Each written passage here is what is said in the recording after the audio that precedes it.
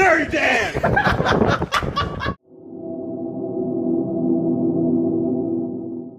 A long time ago, as long as about 6 years ago, there was a unique type of monument introduced into the city of Atlanta, including an excellent museum influenced by the ancient Romans and their architecture from 2,500 years in the past. Now, the three of us, Nigel Yarbo, Daryl Terry II, and Joseph Grundy, are venturing off into the gargantuan city of Atlanta to discover more than the extravagant monument known as the Millennium Gate.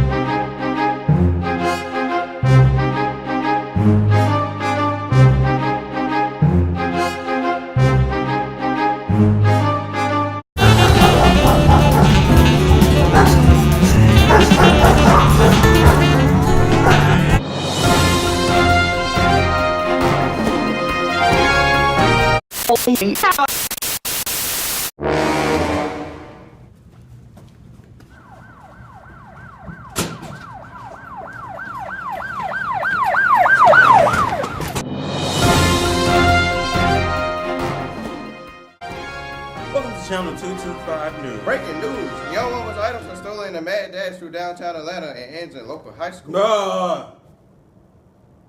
We don't care. Well, in other news, we're going to introduce several of you, if you don't know about it yet, to the Millennium Gate, a classically styled monument located in Atlanta Station in Midtown Atlanta, which houses one of the most unique museums in world history, the Millennium Gate Museum, narrating Georgia's and Atlanta's history with historical artifacts, family valuables, and etc. The museum is arranged in a series of Savannah double parlors by century. The enfilade created as a result ends as an exterior cloister with a monumental bronze bust of President George Washington commemorating his various tours of Georgia. Collections of artifacts and notable family archives contribute to exhibits showcasing and pioneering the philanthropic spirit behind the British colonization of Georgia and her capitals, Savannah and Atlanta, since 1733. Attention is also given to the notable pre-Columbian history of the native population and the large mound building throughout the other state. Other exhibits of the museum include 3 period rooms of the 18th, 19th, and 20th centuries, beginning with the Men's Midway Library, the 18th century seat of Georgia singer of the Declaration of Independence, Lyman Hall, the 19th century office of Atlantic Steel Company President, Trust Company of Georgia President, and Coca-Cola Director Thomas K. Glenn, and ending with the 20th century Phillips Schutz designed Pink House living room built by Joseph Rose, whose daughter married National Bank first president James D. Robinson. All of these period rooms contain their original furniture and objects, and murals portraying the exterior window view landscape were a commission of the Savannah College of Art and Design. The Barter Hannah Gallery, opened in 2012, houses the Barter Papyri, known as, which contain the oldest written Gospels of Luke and John. We will keep saying this, these are among the greatest archaeological finds of the 20th century. The rooftop conservatory, 18th, 19th, 20th, and 21st century galleries, and oval lawn are available for weddings, conferences, and other events. Now to Joe live at the Millennium Gate. Joe, where you at? Joe, you there, Joe? Have you heard Joe? No, I haven't. Joe, we I don't have, since we don't have earpieces, obviously. You can't hear Joe at all. This is a Thanks, Gavin and Nigel. We are here live at the Millennium Gate in Midtown Atlanta. This is the only structure in Atlanta that is known to be the gateway to the state of Georgia and Atlanta. This building represents all of Georgia's history. One of the most historical things inside this building right now to this day is the papyrus taken from the Holy Bible. Now that's some real history right there. Back to you, Daryl and Nigel. Thanks, Joe, for that insight. There were many issues surrounding the Millennium Gate, such as cost and location. Rodney Cook Jr. and Hugh Petter had financial issues with the monument because no one wanted to fund them. So like any other determined architects would do, they conducted a fundraiser through the National Monuments Foundation, and eventually they were successful. The amount of money fundraised as a result was approximately $20 million. Also, the architects of this monumental project were debating on how to design it and where to place it. Rodney Cook Jr. and Hugh Petter came to a decision of using ancient Roman architecture as a category of design of the Millennium Gate and the museum. They also had to figure out where this monument would be placed. After arguments over the ideas of citizens noticing it and historical placement, they came to a conclusion of building it in Midtown Atlanta.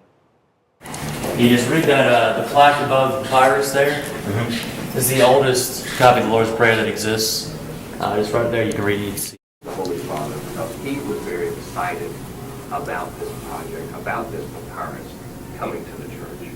The Holy Father is a real scholar of Scripture, and he understood the import of what this papyrus was all about.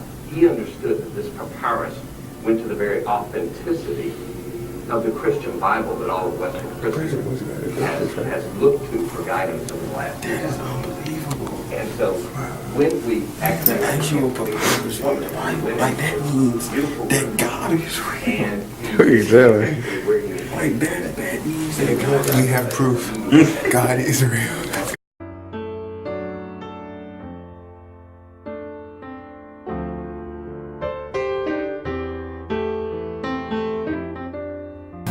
It opened in July of 2008, and it took us a little under 2 years to build it.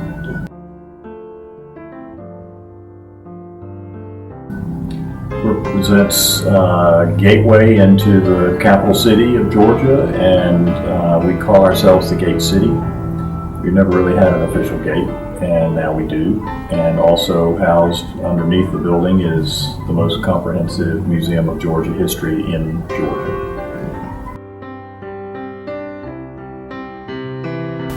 I thought we needed additional facilities in the city that showcase the state's earlier history. The Atlanta History Museum is a very good institution. They primarily report on the Civil War. And we are the capital of the state as well as the capital of the region. And we really had no facility or museum that reported on the entire state's history.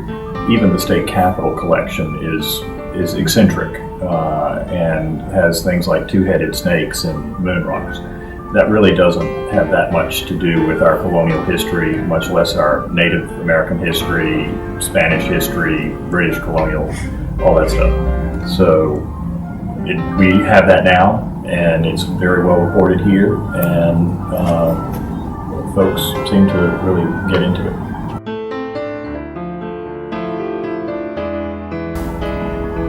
This is a half-scaled building to the one in France, but this is consistent with most Roman arches.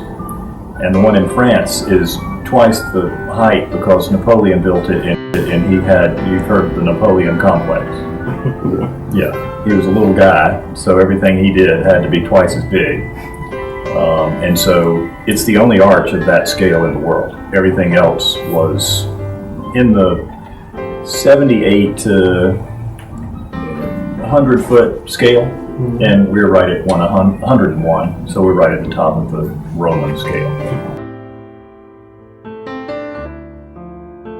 This is Douglas High, right? Yes. Yeah, we used to play Douglas High in football. Are y'all still a big football powerhouse? Yeah. You were when I was a kid, when I was your age. And I went to Dykes High School, which is now Sutton. But at that time, I was, how old are you guys? 17, 18? Yeah. I started it when I was 15, and I couldn't even drive, but we were about to tear down the Fox Theater. And so we organized a bunch of folks, all your age, when I was your age, to surround the theater, which was going to be blown up. They were going to blow it up and the walls were going to fall on itself, and it was a big secret, and that really kind of got me started. And so when I was your age, I was raising money for the theater every summer. That was my summer job, through college.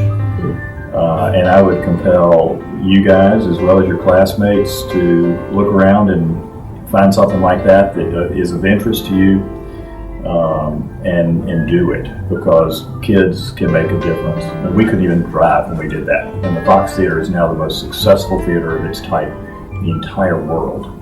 So if we had lost it, thousands of jobs wouldn't be what they are now. And we're about to start a park in Vine City, going to create jobs there. You have no idea the power you folks have if you'll just put your minds to it. The connection is that the same three guys that did the receiving rooms in the State Department, all three Georgians, designed this room as well. It's originally based on the Pink House off West Faces Ferry. Gorgeous design, you can see. Jackie Kennedy, when she visited Atlanta, was so blown away by its beauty, she hired these guys to do the White House and the State Department. And so that's the connection. Let me show you on top.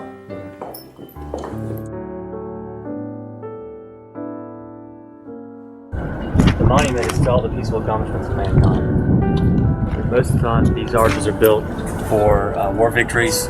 This is built for peaceful accomplishments. Atlanta just has a unique connection to the peace movement through Dr. King, of course, Jimmy Carter, but also a couple presidents that are associated with Georgia. Theodore Roosevelt won the Peace Prize. His family was from Georgia. Woodrow Wilson won the Peace Prize for the League of Nations. And he was born elsewhere, but he was raised in Augusta and practiced law in Atlanta. And so our state has a unique connection to these Nobel laureates. Millennium Gate was built to demonstrate and create a monument that is able to have specific historical artifacts. These artifacts include a gun from the Civil War, a flag from a Confederate battle, and the papyrus from the original Holy Bible. The gate signifies the prosperity of Georgia's and Atlanta's history and includes artifacts from around the world that serve to revisit the history of mankind. We, the Channel 225 news crew, believes that the Millennium Gate ineffectively conveys the message of revisiting our history. With a lack of visitation and lack of publication throughout the city of Atlanta and Georgia, the monument is unable to attract tourists, nor does it provide enough insight into how the monument, the actual gate itself, is related to the museum within it. Thus, the monument lacks success in the area of revisiting our history.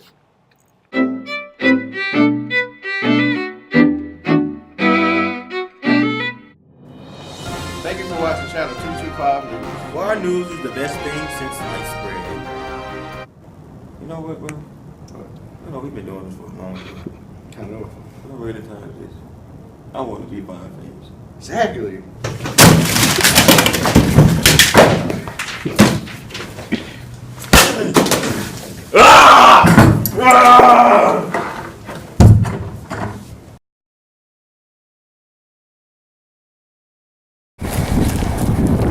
What'd you say?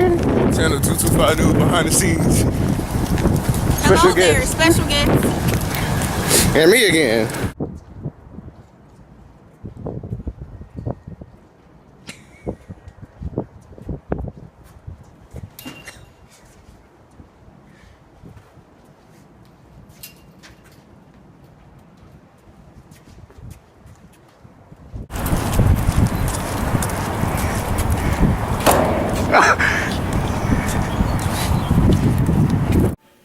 Look, it's George Washington.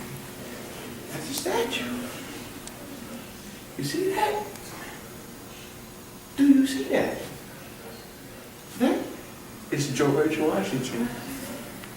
That's a statue. That's a life lesson.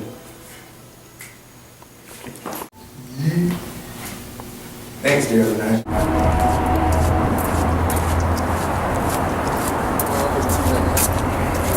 That was the gate.